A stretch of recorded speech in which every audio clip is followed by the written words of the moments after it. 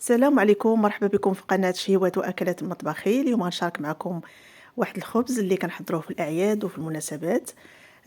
كنحضروه غير في الدار، ما كنحتاجوش نشريوه من على برا، كيجي محمر من على برا كي كتلاحظوا، والمذاق ديالو كيجي رائع. كذلك أنه كيجي رطب بحال القطن. هانتوما كتلاحظوا إن شاء الله غتشوفوا معايا الطريقة والمكونات، راه ساهل في التحضير، فقط تبعوا معايا لا فيديو حتى الأخير.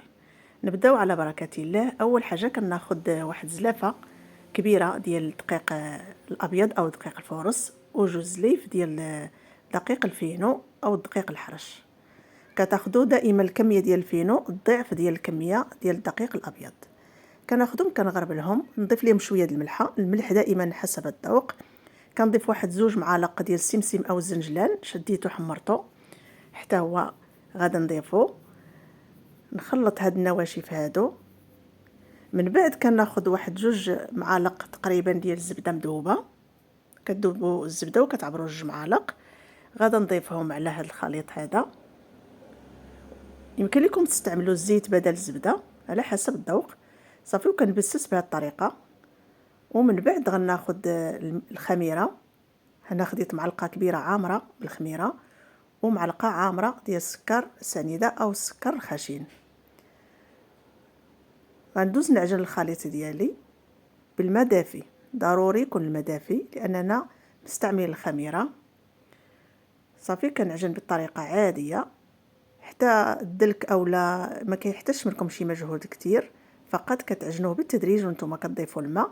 بعد ما كتجمع لي العجين كنبقى كندلكها. في الاول كنخليها شويه قاصحه، ومن بعد كنبقى نضيف الماء بشويه بشويه وانا كندلك حتى كنتحصل على واحد العجين اللي خصو يكون عجين رطب ومدلوك مزيان. صراحه هذا الخبز راه هو رائع، وكنا كنحضروه زمان، كيحضروه الامهات ديالنا في المناسبات وكذلك في الاعياد. كيجي لذيذ صراحه، ما تشبعوش منه. فقط غير تبعوا هذه الطريقه هذه وراه غادي ان شاء الله يجي ناجح معكم. هنا صافي كملت العجين، غنغطيه ونخليه حتى يخمر. هنا بعد ما خمر العجين نتوما كتلاحظوا كيتضاعف الحجم ديالو. كندوز كنجمعوا بهذه الطريقه هذه فقط باش نخرج منه هذاك الهواء. وغندوز نشكل الخبيزات.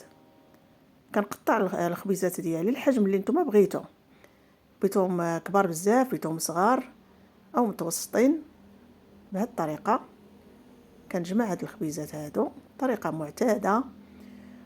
كنرش واحد شويه ديال الفينو، كنحط هذوك القريصات او خبيزات فوق منه. كنستمر بنفس الطريقه حتى كنكمل كاع العجين اللي عندي.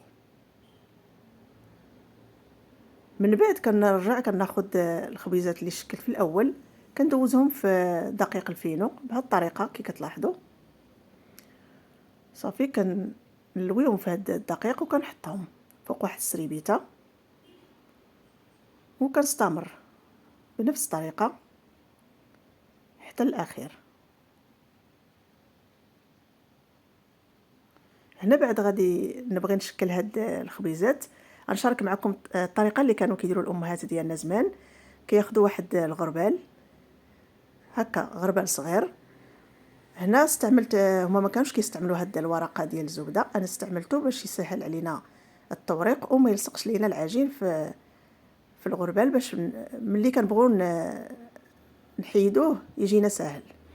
صافي كنشكل الخبيزه عاديه كتورقوها عاديه، وكندوز كنوضعها فوق الغربال، وكناخذ واحد السكين وكنعمل كندير هاد النقوش بهذا الشكل هذا على شكل سنينات بحال ملي كنبغيو نديروا الكعك.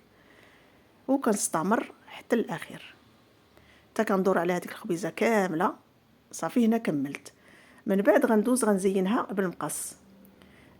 هنا كانوا كيسموه خبز المقص، كيزينوه بالمقص هكا بهذا الشكل هذا. صافي كنستمر كناخذ المقص وكنحاول نمشي على حسب القطر ديال هذيك الخبزه. هنا كنمشي وكنشوف الجهه المقابله باش كنقسم الخبزه في الاول على 4 ديال الاجزاء. كندور هاد السر ديال استعمال هاد الغربال كيسهل علينا اننا ندوروا هذيك الخبزه. صافي، وكنمشي تاني الجهه المقابله باش كنقسم تاني هادوك 4 القطع الى 4 اخرين كيعطيني 8. وكنستمر نمشي تاني للاتجاه الآخر اللي مقابل معاها، وكنقطع بهذا الشكل بالمقص.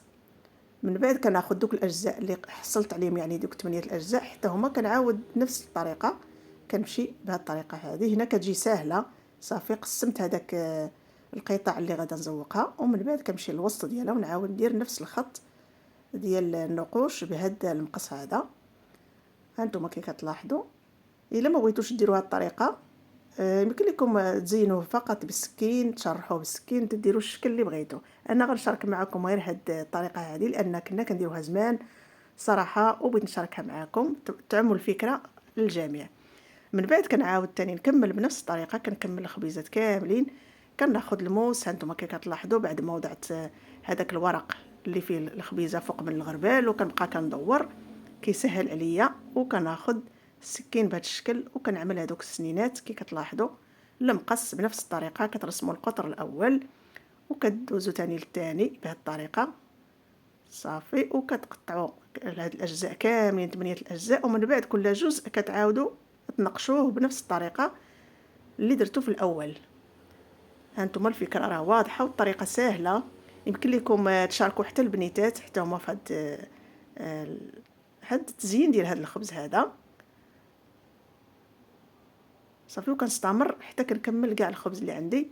كنوضعوه في الطاوه بهذا الشكل، يعني كتجيكم ساهله فاش كتبغوا توضعوها في الطاوه ملي كتستعملوا الورق. من بعد كناخذ واحد البيضه كنطربها، كندهن هذا الخبز ديالي، صافي. كدهنوه مزيان بالبيض.